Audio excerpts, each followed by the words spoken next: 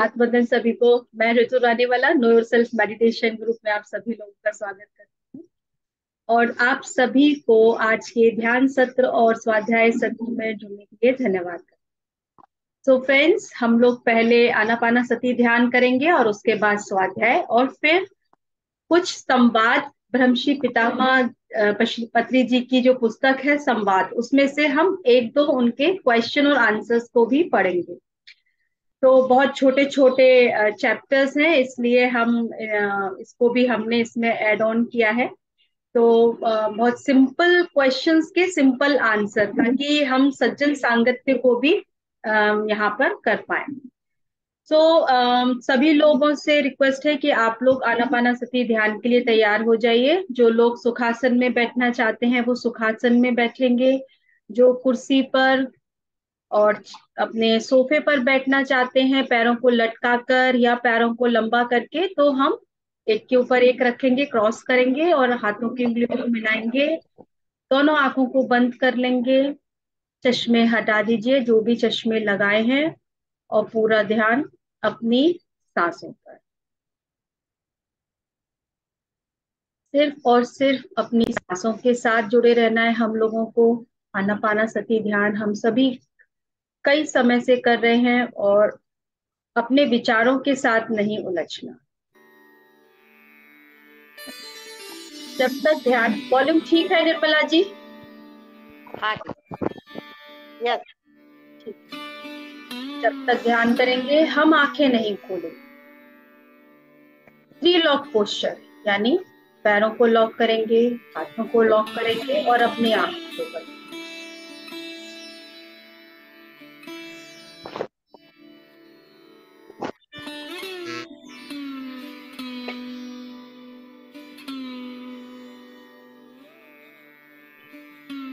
जब तक ध्यान करेंगे सिर्फ अपनी सांसों के साथ,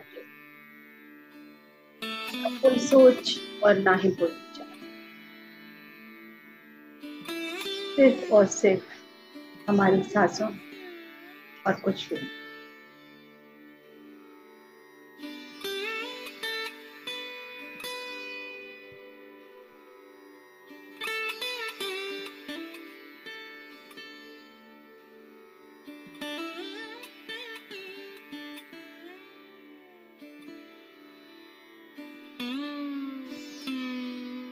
सभी असेंडेड मास्टर्स, हायरबल मास्टर्स, ब्रह्मश्री पितामह पत्री जी, प्रेमिड ऊर्जा को, उनकी चेतना के साथ कनेक्ट होकर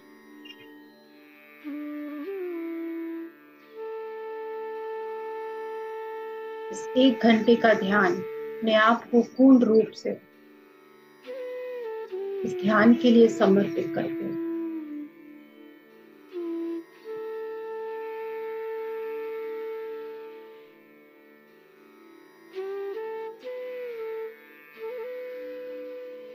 हर एक सांस के साथ अपने भीतर की गहराई से जुड़ते हुए हम ये 1 घंटे का ध्यान करें। किसी भी सोच विचार का पीछा नहीं करें, सिर्फ और सिर्फ अपना ध्यान रखें।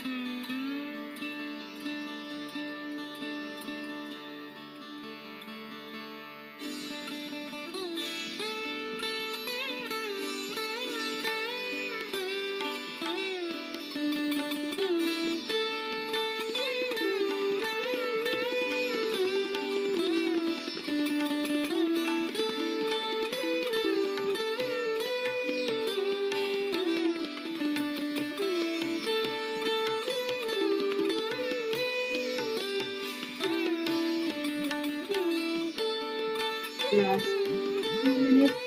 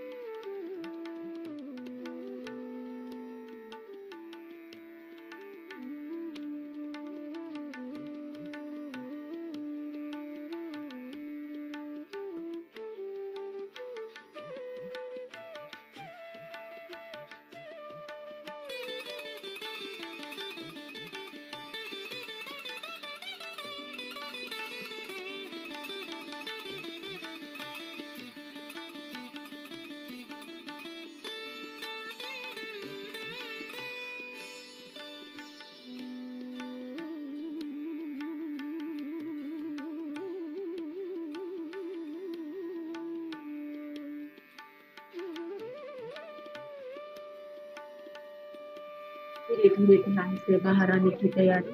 अपने आसपास के वातावरण के प्रति सजग होना शुरू करेंगे। पूरी तरह से सहजता के साथ ध्यान से वापस आएंगे। धीरे धीरे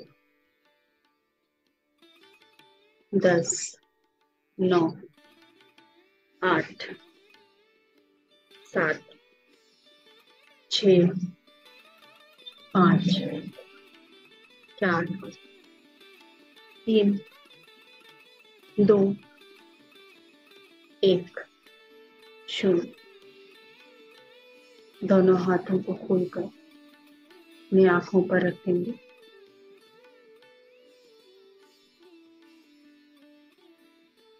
5, 4, 3, 2, 1, 0।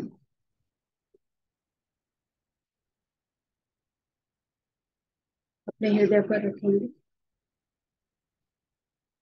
और अपने हृदय से अपने परिवार के सभी लोगों को, अपने आसपास सभी लोगों को, पशु पक्षी जीव जंतु पेड़ पौधे, इस ब्रह्मांड में जो कुछ भी विद्यमान है सभी को अपनी प्रेम की ऊर्जा भेजेंगे।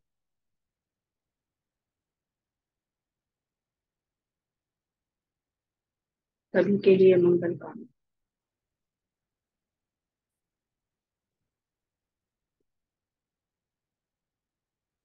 सभी की आत्मोत्थान की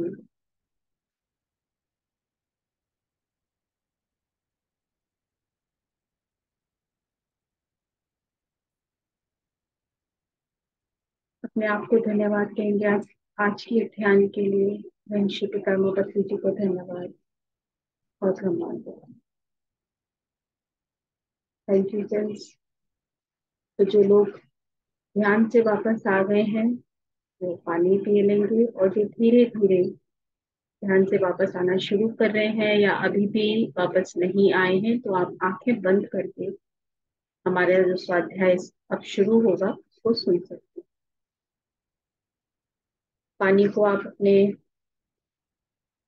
words, good intentions, good health, peace, जो कुछ भी आप उसको अपने वर्ड्स के थ्रू कहना चाहते हैं, अपने पानी को चार्ज कीजिए और पी लीजिए। सभी लोग पानी पी लें, जैसे कि आप लोगों ने 1 घंटे का ध्यान किया है तो जितनी भी ऊर्जा हम लेते हैं वो न्यूट्रलाइज होती है, तो जरूर से पानी पिए।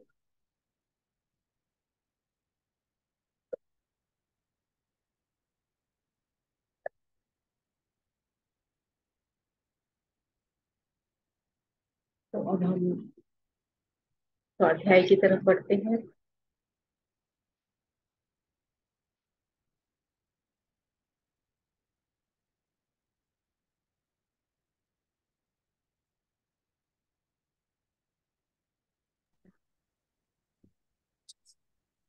आज का टॉपिक है, चैप्टर का नाम है पिरामिडायन। आपने रामायण का नाम सुना है, रामायण, ऐसे ही पिरामिडायन। क्या है पिरामिडायन? सर ने एकदम यूनिक नाम दिया है। यह वाक्क्षेत्र द्वितीय के रूप में कुछ नए विषयों को द्वितीय प्रसंग के नाम से जानेंगे। मैं 1 मिनट सबको म्यूट कर दूं। इस प्रसंग का नाम पिरामिडायन है। इस पिरामिडायन के बारे में आज हम विस्तार से जानेंगे। भारत देश में कई शताब्दियों से एक अद्भुत आयन सुप्रसिद्ध हुआ। बताइए कौन सा? रामायण। और उसके बाद एक और हुआ, सीतायन। ठीक है ना? यानी कि राम की कथा, सीता की कथा। तो अब ये पिरामिडायन क्या है? पिरामिड मास्टर्स की कहानी। तो प्रत्येक भारतीय के नस नस में रामायण समाया हुआ है। रामायण अर्थात श्री राम की कथा है। वहां सीता, लक्ष्मण, रावण द्वितीय श्रेणी के पात्र हैं। मौलिकता श्री राम के पात्र को ही दी जाती है। तो आपने सीतायन भी अगर पढ़ी होगी तो उसमें जो मेन कैरेक्टर, जैसे हम रामायण में देखते हैं कि पूर्ण रामायण पूरी इर्द गिर्द श्री राम के ही घूमती है। उसमें उनको जो मेन पार्ट है वो उनको ही हाईलाइट किया जाता है। इसी तरह से सीता जी भी ध्यानी थी। और किस तरीके, सीतायन बहुत अच्छी किताब है। एक अगर आपने किसी ग्रुप में सुनी हो, कभी हम भी अपने ग्रुप में सीतायन लेकर आएंगे कि कैसे सीता जी ने भी अपने ध्यान के द्वारा और किस तरीके से उन्होंने अपने मार्ग को अपनाया था। ये बहुत इजी नहीं होता है। जिस तरीके से उन्होंने रामायण में आपने सीता जी को देखा है कि वो सिर्फ एक उनको एक वाइफ के रूप में दिखाया है, लेकिन इंडिविजुअलिटी आप उनकी देखेंगे तो वो कितनी स्ट्रांग थी, या उन्होंने जो भी डिसीजंस लिए और क्यों लिए ऐसे। तो ये सीतायन में जो डेना डेना मरियम की जो बुक है, जिसको हिंदी में कविता गुप्ता जी ने ट्रांसलेट किया, ये किताब को जरूर पढ़िएगा, हिंदी में भी है और बहुत सुंदर किताब है। तो आपने किसी ग्रुप में अगर इसका ट्रांसलेशन सुना हो, पीएमसी पे इसका ट्रांसलेशन भी है और कई ग्रुप्स में इसका हुआ है। तो सीतायन यानी सीता की कथा। इसी तरीके से श्री राम की कथा रामायण है। तो श्री राम की कथा क्या है? वह पितृ वाक्य पालन, यह तो हम सभी को मालूम है। पिता का एक भी शब्द जो पिता ने कह दिया वो उनको करना ही करना है, उसका उनको पालन करना ही है। पिता किसी तरह का भी हो, अधर्मी भी हो, राम उनके वचनबद्ध थे।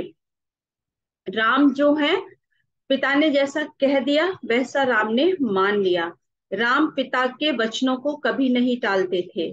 पिता अल्प थे किंतु राम महान थे। पिता ने ये शरीर दिया था, इसलिए इस शरीर से किए गए काम पिता के लिए ही थे। भौतिक शरीर से इस तरह का आचरण अज्ञान तथा अशुद्ध आत्माओं के लिए यह महान आदर्श होगा।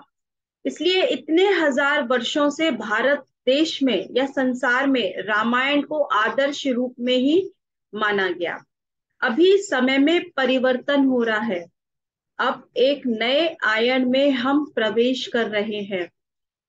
तो यहाँ पर जो पत्री सर हमें बता रहे हैं कि जिस तरीके से चाहे पिता अधर्मी ही क्यों ना हो, अगर जो बात कह दी उसको मानना, यानी ये एक भौतिक रूप में, क्योंकि शरीर हमें पिता के द्वारा मिला, तो ये हम इसको कहेंगे एक अल्प ज्ञान।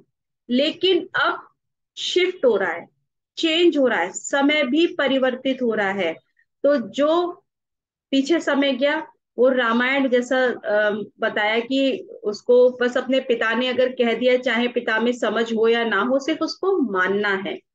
वो समय अब शिफ्ट हो रहा है। अब हम एक नए डायमेंशन की तरफ जा रहे हैं। यह अब यह कांति युग है, नव युग है, नया समय आ गया है, न्यू एज का टाइम है। यह अब विशुद्ध युग नहीं है। हमने पिछला समझा था कल के चैप्टर में, जिसमें कि विशुद्ध यानी कि आप प्रार्थनाएं कर रहे हैं, आप कह रहे हैं कि ईश्वर सबको सन्मति दे, नहीं, ये सहस्रार का युग है, ये 7 पहाड़ों का युग है, ये सहस्त्रफड़ी साई युग है। आज्ञा चक्र यानी ध्यान चक्र अर्थात तीसरी चक्र, सुदर्शन चक्र, तीसरी आंख के द्वारा हम 7 पहाड़ वाले बनेंगे। यानी अब हमारा ये जो समय आया है, जो चेंज हो रहा है, ये काल बदला है। और हम सब जान रहे हैं, हम सब भी जो सुनते हैं कि अब पृथ्वी का जो है डायमेंशन चेंज हो रहा है, क्या हम तीसरे डायमेंशन से 5वीं की तरफ जा रहे हैं। तो इस तरीके से जो शिफ्ट हो रहा है, सतयुग आने का जो अब शुरुआत हो रही है, तो ये अब इसकी ऊर्जा बढ़ रही है मदर अर्थ की। उसको हमें कैसे बढ़ाना है, हमें ज्यादा से ज्यादा ध्यान करके। क्यों? क्योंकि अब ये सहस्त्रार युग है। इस नूतन युग में चलने वाली कथा का नाम है पिरामिडायन। और इस नए युग में जो कथा है, जो पहले पिछले समय में थी, वो रामायण का जमाना था। अब क्या है? पिरामिडायन, यानी कि अब पिरामिड मास्टर्स की युग आ रहा है। पिरामिडायन का तात्पर्य है पिरामिड मास्टर्स की कथा। पिरामिड मास्टर्स कौन है? यानी ध्यान साधना करके, तीसरी आंख को चेतना युक्त करके, अपनी जन्म परंपरा को जानकर, कर्म सिद्धांत की विशेषता को पहचान कर, इस तरह ज्ञान में स्थित लोग ही हैं। खुद से जानेंगे। हम लोग ध्यान करते हैं, स्वाध्याय करते हैं, हम अपने आप को जानने की कोशिश कर रहे हैं अपनी ध्यान साधना से। तीसरी आंख आपके इंट्यूटिव पावर, आप उस पे उसके थ्रू आपको गाइडेंस मिलती है। तो आप अपने हम ध्यान के थ्रू कैसे समझते हैं कि हम अपने कर्मों की वजह से ही, हमारे जीवन में जो कुछ भी आ रहा है वो हमारा ही जो कर्म का इफेक्ट है। तो इस तरीके से हम अपने ऊपर काम करना शुरू करते हैं। तो किसी भी राज्य के भी हो, कहीं भी हो, किस लोक में भी हो, पिरामिड मास्टर्स की विशिष्ट कथा यही है कि उनकी सत्यवाक परिसाधना है। यहाँ पितृवाक के पालन नहीं होगा, यहाँ पर सत्यवाक साधना है। पितृवाक पालन नहीं होगा का मतलब है कि अगर पिता खुद ही कहना चाहिए उनकी खुद की ही मॉरल वैल्यूज नहीं है, उनके अंदर उतना ज्ञान नहीं है, और हम आंख बंद करके मान रहे हैं। वो समय राम जी के समय का था। कहने का मतलब ये नहीं है कि उनके पिता अल्प थे या उनके पिता उनको समझ नहीं थी, लेकिन वो समय निकल गया। ये नया समय है, ये नया युग है। तो पहले का समय जैसा नहीं है। अब सत्यवाक परिसाधना है, यानी सत्य, सत्य को समझना है, सही क्या है, सही शब्द क्या है, उसको हमें उसी पर चलना है। यहाँ पितृवाक के पालन नहीं होगा, यहाँ पर सत्यवाक साधना होगी।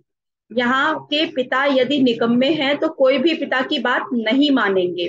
माता की बात भी नहीं मानेंगे, अंध भक्त नहीं कहलाएंगे अपने माता पिता के अगर वो खुद ही सही नहीं है। माता पिता यदि कार्य कुशल और आदर्श प्रिय है तो ही उनकी बात सुनेंगे। पति कार्यकुशल और योग्य हो तो उनकी बात सुनेंगे। पत्नी सुशील कार्यकुशल और बुद्धिशाली हो तो उनकी बात सुनेंगे। यानी कि हम कुछ भी आंख बंद करके नहीं चलेंगे, अब अपनी बुद्धि और विवेक का इस्तेमाल करेंगे। यही पिरामिड मास्टर्स हैं। त्यागराज स्वामी महान संगीतज्ञ और महान राम भक्त ने एक गीत गाया था, ज्ञान कोई नहीं देता, अपने आप को स्वयं से यथा योग्य उसे प्राप्त करना चाहिए। ज्ञान आपको कोई देने नहीं आएगा, हमें खुद ही अपने अपने आप को जानकर, आपके आपके अनुभव से आपको जो ज्ञान प्राप्त होगा वो शायद आपको किसी किताब से भी नहीं मिलेगा।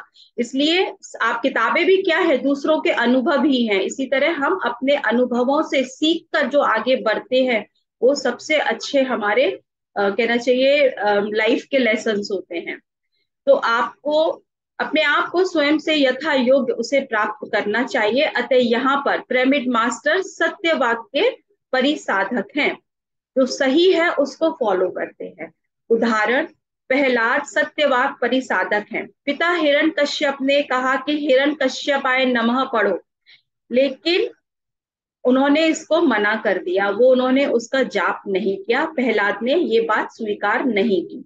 ये दिखाई देने वाला सत्य नहीं है, ना दिखने वाला एक और है, वही सत्य है। दो ट्रूथ होते हैं, एक रिलेटिव ट्रूथ और एक एब्सोल्यूट ट्रूथ।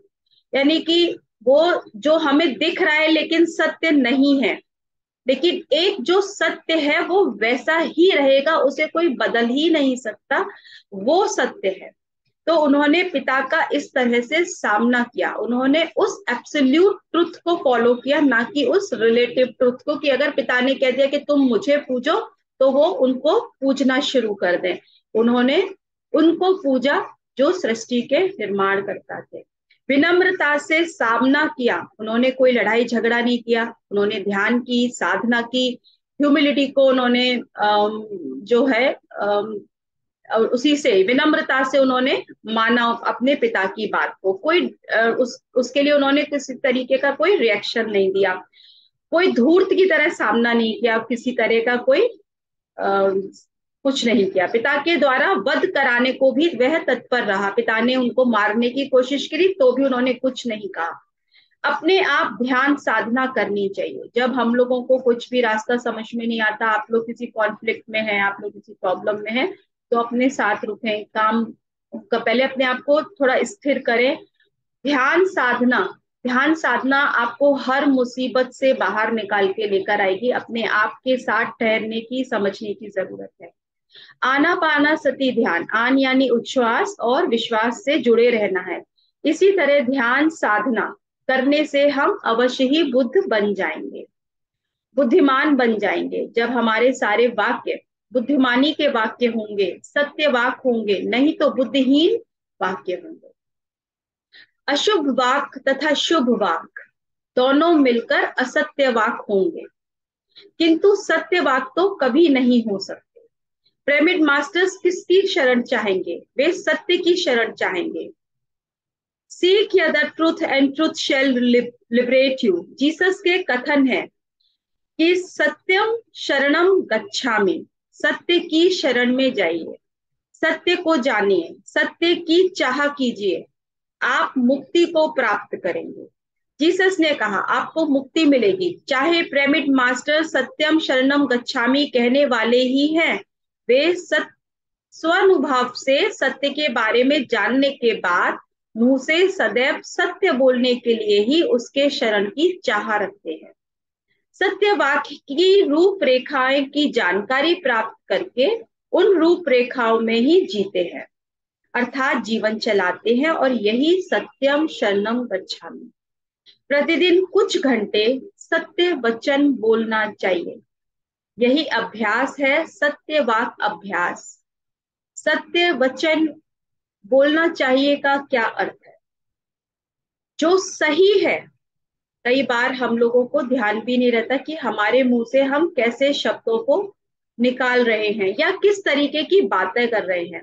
पहले हम खुद समझें, जो हम कह रहे हैं क्या वह सही है, किसी ने आपसे कुछ कहा और आपने उसको आगे किसी से कुछ कह दिया, बिना ये जांचे परखे कि जो कह रहा है क्या वो सच सच है, सिर्फ हमने सुना और हमने उसको आगे फॉरवर्ड कर दिया। तो फॉरवर्ड करने से पहले आप खुद देखिए, उनसे सुनिए, उनसे पूछिए कि जो आप कह रहे हैं क्या वो आपने आंखों से देखा है, क्या वो सत्य है, आप कैसे मानते हैं कि ये सत्य है। तो ये जब हम लेयर बाय लेयर इसको समझेंगे तो आपको समझ में आएगा कि बात तो कुछ होती नहीं है और वो किस तरीके से उसकी कहानियां बनती है। इसलिए हमें सत्य को समझना है, कुछ भी नहीं बोल देना। सत्य वाक अभ्यास उसकी शरण की इच्छा रखते हैं, और जिस लक्ष्य की इच्छा हम रखते हैं यहाँ हमें प्राप्त होता है। जिसकी शरण में गए नहीं तो वह कैसे प्राप्त होगा। हम इस स्थिति को कैसे प्राप्त करेंगे। अतः सत्यम शरणम गच्छामि। सत्य वाक परिसाधना क्या है। अतः आज हम पिरामिड मास्टर्स के बारे में सत्य वाक परिसाधना के बारे में जानेंगे। पिरामिड मास्टर श्री राम की संतति नहीं है, अपितु आवश्यकता हुई तो वे नरसिंह अवतार भी लेंगे। पिरामिड मास्टर्स अवतार लेकर भूमि का प्रक्षालन भी करेंगे, यानी वो किसी एक को फॉलो नहीं कर रहे हैं। वो अगर उन्हें जरूरत हुई तो वो नरसिंह की तरह अवतार भी ले सकते हैं। वो सिर्फ ये सोच के कि जैसे हम राम जी को एक आदर्श मान के चल रहे हैं, ऐसा नहीं, समय रहते वो उसके दूसरे रूप में भी आ सकते हैं। भूमंडल को मूर्खता, अहंकार और अज्ञानता से प्रक्षालन करने की जिम्मेदारी पिरामिड मास्टर्स की ही है। इस उत्तरदायित्व को पिरामिड मास्टर्स कैसे निभाएंगे। वे मुंह से आने वाले शब्दों द्वारा किसी को चोट नहीं पहुंचाएंगे। पिरामिड मास्टर्स के शब्दों के बाढ़ एक बार तर्कस से जो निकल गए तो पुनः वापस नहीं आते। तो इसलिए जो भी बोलना है सोच समझ के रुक कर कि जो हम बोल रहे हैं वो सत्य वाक्य है या बस वो कुछ भी निकल रहा है हमारे मुंह से। वे महान शास्त्र धारण नहीं करेंगे। श्री कृष्ण ने भी शस्त्र धारण नहीं किया था। महाभारत युद्ध में उनके मुंह से निकले शब्द ही गीता है। गीता का उल्लंघन करने वाले की अधोगति होती है, गीता के पालन करने वालों की ऊर्ध्व गति होती है। इसलिए पिरामिड मास्टर्स के अस्त्र शस्त्र भी उनके वचन ही हैं। पिरामिड मास्टर्स के पास क्या है, सिर्फ और सिर्फ उनके पास शब्द है, उनकी बातें हैं। वो जो बता रहे हैं वही दूसरों को सिखा रहे हैं जो उनको पता है। ये वाक्य 3 प्रकार के होते हैं, अशुभ वाक, शुभ वाक और सत्य वाक। वाक अर्थात हमारे मुंह से आने वाले वचन ही हैं। जीसस ने कहा, what goes into the mouth that does not defile the person, what comes out of the mouth that defiles the person। शस्त्रास्त्र स्थिति में स्थित ये ग्रेट मास्टर के शब्द हैं। मानव के मुंह के अंदर जो जाता है, हमने पिछले चैप्टर में भी पढ़ा था, मानव के मुंह के अंदर जो जाता है वह मानव को मलिन नहीं करता। मानव के मुंह से जो बाहर आता है वे ही मानव को मलिन करते हैं। मैं आज आपको बहुत अच्छी बातें बता रही हूँ तो आपको अच्छा लग रहा है सुनने में, आपको मेरी एक अलग आप इमेज बना रहे होंगे। लेकिन जैसे ही मैं अभी यहाँ पे कुछ और बोलना शुरू कर, आपको अपना क्रोध दिखाना शुरू कर दूं, कुछ गलत शब्द, तो वो सब कुछ इमीडिएट फेड हो जाएगा। राइट। सो यानी कि हमारे शब्दों से ही हमें पता चलता है कि मेरे भीतर क्या है। मानव मुंह से क्या आते हैं, वाक अर्थात वचन आते हैं। ये वचन अशुभ वाक, शुभ वाक और सत्य वाक 3 प्रकार के होते हैं। मूलाधार, स्वादिष्ठान तथा मणिपूरक, इन स्थितियों में रहने वाले अशुभ वाक ही बोलते रहते हैं। जो नीचे के चक्रों में, जो नीचे की स्थिति में है वो अशुभ वाक कुछ भी बोल रहे हैं, क्या बोल रहे हैं उनको नहीं पता, बस बोलना है उनको। वो बोलने से पहले सोचते भी नहीं है कि यहाँ इस बात की जरूरत है या नहीं है, सिर्फ बोलना है उनको। उनको जैसे कहते हैं ना, किसी बात को बस पास ऑन कर देना है। ऐसे ही अनाहत और विशुद्ध स्थितियों में रहने वाले लोग शुभ वाक्य ही बोलते हैं। आज्ञा चक्र या सहस्रार में रहने वालों के मुंह से अशुभ वाक या शुभ वाक नहीं आते, सदैव सत्य वाक ही आते। महर्षि रमन आज्ञा चक्र की स्थिति में और श्री कृष्ण सहस्रार की स्थिति में है। अतः रमन महर्षि ने सत्यवाक प्रारंभ हुए किंतु समाप्ति नहीं हुई। श्री कृष्ण में सत्यवाक की समाप्ति हुई। रमन महर्षि अपने आप को पहचानो बोले, किंतु किस प्रकार पहचानना है उन्होंने नहीं बताया। विचार करने को कहा है, विचार करने से कुछ भी नहीं आएगा, सोचने से कुछ भी नहीं आएगा, विचारों को निकाल देने से ही सभी प्राप्त होंगे। रमन महर्षि आज्ञा चक्र के प्रतीक होने के कारण ठीक से नहीं बता पाए, यानी कि वो आज्ञा चक्र तक उनकी स्थिति थी, वो सहस्रार की स्थिति तक नहीं गए, इसलिए वो पूरी तरह से नहीं बता पाए। लेकिन श्री कृष्ण जिन्होंने गीता वाणी दी, जिन्होंने गीता में हमें हर चीज बताई, वो सहस्रार की स्थिति में होने की वजह से ही उन्होंने हमें वो गीता के उपदेश दिए। उनके पास रमन महर्षि का एक भी शिष्य नहीं है, उनके पास सही ढंग से बोध नहीं था, सही साधना थी किंतु बोध नहीं था। सही साधना होने के कारण वे आज्ञा चक्र के प्रतीक हैं, सही बोध न होने के कारण सहस्रार स्थिति के प्रतीक नहीं बन सके। तो जो जिस स्थिति में होता है उस स्थिति में रमन महर्षि को यहाँ पे आज्ञा चक्र में कि उनको बोध था लेकिन पूरी तरह से उनको वो सहस्रार की स्थिति में नहीं थे, इसलिए वो आगे नहीं बता पाए कि आखिर ये कैसे करना है। इसलिए रमन महर्षि बने लेकिन ब्रह्म ऋषि नहीं बन पाए। वशिष्ठ ब्रह्म ऋषि बने। सत्यवाक 3 प्रकार के होते हैं। पहला आत्म तत्व के बारे में, दूसरा आध्यात्मिकता के बारे में और तीसरा आध्यात्मिक विज्ञान के बारे में। यद भावम तद भवति के सत्र के बारे में, अपोदीपो भव के सत्र के बारे में बोले गए शब्द ही सत्यवाक अर्थात सत्य वचन है। यद भावम तद भवति, जैसा आप चाहेंगे वैसा ही आपके जीवन में होगा। Like attracts like. यहाँ पर law of cause and effect, law of Karma, ये सब एक ही बात है। इसके बारे में अपोदीपो भव, यानी कि हम खुद ही अपने जीवन के रचयिता हैं, हमें खुद ही अपने जीवन का उद्धार करना है। इस तरीके के जो शब्द हैं यही सत्यवाक्य और सत्य वचन है। आत्मानुभाव के बारे में ना आने वाले वाक्य सत्य वाक नहीं है, वे शुभ वाक हो सकते हैं। जो हम अनुभव कर रहे हैं वो सत्य वाक नहीं है लेकिन शुभ है, किंतु सत्य वचन नहीं है, क्योंकि उनमें प्रतिभा नहीं होती, बल नहीं होता। आत्मानुभव में आने वाले शब्द ही सत्य वचन होते हैं। ऐसे ही जब आत्मा के तल पे हम अनुभव करते हैं तब जाके वो सत्य वचन कहलाते हैं। आत्मानुभाव में आने वाले शब्द ही सत्य वचन होते हैं। जब आप इसको बहुत डीप में अपने कहना चाहिए, जब हम इनर वर्क करते हैं और हमारा खुद का एक अनुभव बनता है, तो आपने अगर कभी एक्सपीरियंस शेयरिंग किया हो तो आप कितने इजीली उसको बता पाते हैं। क्यों? क्योंकि वही आपके सत्य वाक्य हैं। आप उसमें बिल्कुल भी इधर उधर घुमा के या कुछ नया जोड़ के नहीं बताएंगे, क्योंकि वो आपकी आत्मा का अनुभव है। उसको आप पूरे सत्यता के साथ पूर्ण रूप से सत्य ही बताएंगे और वही सत्य वाक्य है। ऐसे ही सभी को आत्म पदार्थ का प्रबोध देते हुए अथवा बोध करते हुए, सबसे मिलकर बातें करते हुए, संबोधन करते हुए बोलने वाली बोली ही सत्यवाक है। उन्हें स्त्री या पुरुष, माता पिता, बालक, गुरु के रूप में संबोधन करते हुए बोलने वाली बोली किसी भी तरह का सत्यवाक नहीं है। यानी कि हमको जो भी, अगर हम एक आत्म पदार्थ के रूप में उसे संबोधन करते हुए बोल रहे हैं तो वो सत्यवाक है। लेकिन हम बोल रहे हैं अगर अपने रिश्तों को, अपने ही आसपास के लोगों को बोध करा के, तो वो सत्यवाक है। अतः श्री कृष्ण ने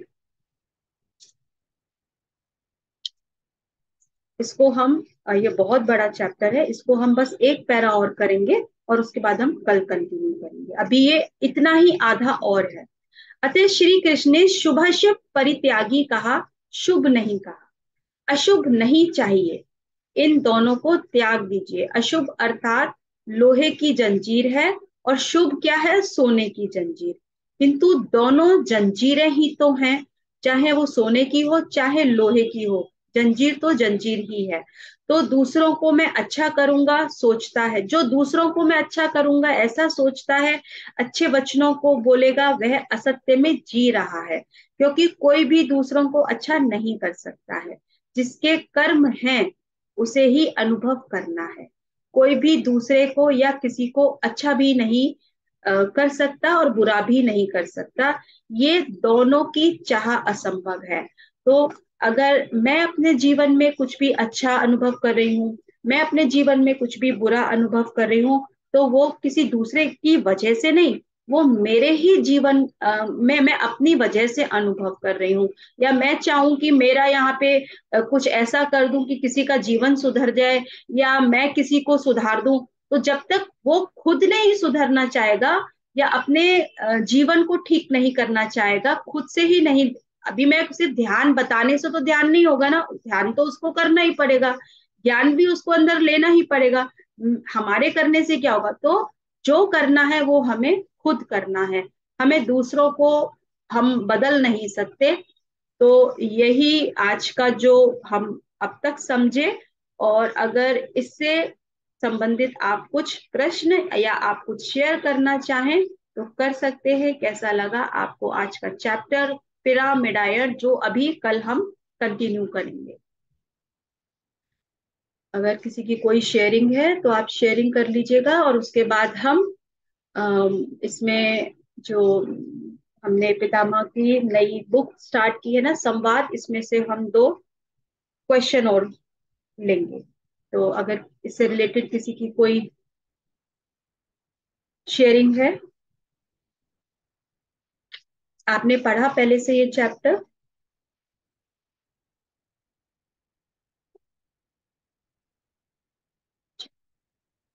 तो कल हमने आध्यात्मिकता का असली अर्थ क्या है वो समझा। तीसरा प्रश्न, आध्यात्मिक मार्ग में असली गुरु को कैसे पहचान सकते हैं? तो यहाँ पे प्रश्न किया उनसे, पत्री सर से, कि आध्यात्मिक मार्ग में असली गुरु को हम कैसे पहचानेंगे? जो गुरु नहीं है उसका गुरु को पहचानना असंभव है। जैसे एक जाति के पक्षी अपनी जाति को पहचान कर उसी जाति में गतिमान रहते हैं, वैसे ही गुरु की पहचान करने वाले मात्र ही गुरु के संग संचार करते हैं। जो गुरु नहीं है उसे गुरु की पहचान बताने से भी कोई लाभ नहीं है।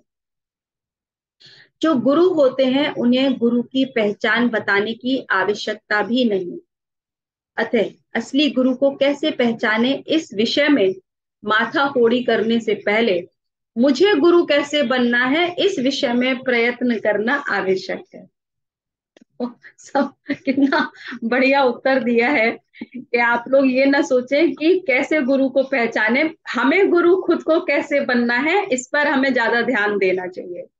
दूसरा प्रश्न है, सभी कहते हैं कि भगवान है, किंतु हम उन्हें कैसे देखें? तो पत्री जी कहते हैं, सभी भगवान है, मैं हर एक भगवान को देख रहा, मैं हर एक भगवान से बातचीत कर रहा। सर्वम खलिदम ब्रह्मा, दृश्यमान सभी भगवान ही है। यहाँ सभी जो भी हैं इस ब्रह्मांड में, सभी में वो भगवान का अंश है। तो सभी में हमें उनको, भगवान को ही देखना है। और सब में देखने से पहले अपने भीतर बैठे भगवान को भी देखना है। तो कैसा लगा आपको पत्री सर के प्रश्न और उत्तर? मुझे तो पढ़ने में बहुत मजा आता है ये। सो कोई और शेयरिंग हो तो आप कीजिएगा, अपना कैमरा ऑन कीजिए।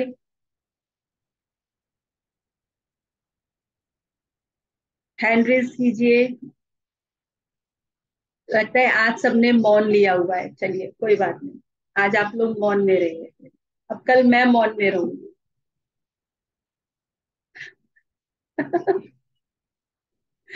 धन्यवाद आप लोगों का आत्मबंधन। खिड़कियां खोलने का। धन्यवाद जी। कैमरा आत्मबंधन पूरी लाइट नहीं है, जी। शक्ल बहुत खराब हो गई है। Self love. Self love. आत्मवंदन रितु जी। आत्मवंदन जी, आत्मवंदन, बताइए कैसे लगे आपको प्रश्न और उत्तर? मैंने एक्चुअल में कल मैंने सुने नहीं थे, मैं यही करी थी, और आज मैंने सुने, मुझे अच्छा लगा, इंटरेस्ट आया है, तो मैं ये बुक लेकर आई हूँ साथ में। अब मैं कल के और आज के दोनों के पढ़ूंगी और आपके साथ, पर कल आप मौन रहेंगे तो कल मैं शेयर करूंगी। Thank you. तो ये मैं यही कहना है कि अब आपने कल का मौन बोला तो ऐसे ही मैं बोलूंगी, ये बात सही है, तो कल मैं तैयार हूँ। तो दो दो क्वेश्चन आंसर पढ़ रहे हैं हम रोज, और सर के क्वेश्चन आंसर के साथ और क्लैरिटी मिलती है, क्योंकि ऐसा इतना सटीक उत्तर जो मिलता है ना, कि ज्यादा कुछ सोचने की जरूरत भी नहीं है, एकदम साफ सुथरा और बिल्कुल टू द पॉइंट आंसर आता है सर। ठीक है, चलिए, ओके, धन्यवाद। धन्यवाद। और किसी की कोई शेयरिंग है? ओके, चलिए ठीक है, कल फिर मिलते हैं हम 3:30 बजे अपना टू बी कंटिन्यूड चैप्टर के साथ और प्रश्न और उत्तर पत्री सर के। Thank you friend, thank you so much, bye bye, take care, love you, bye.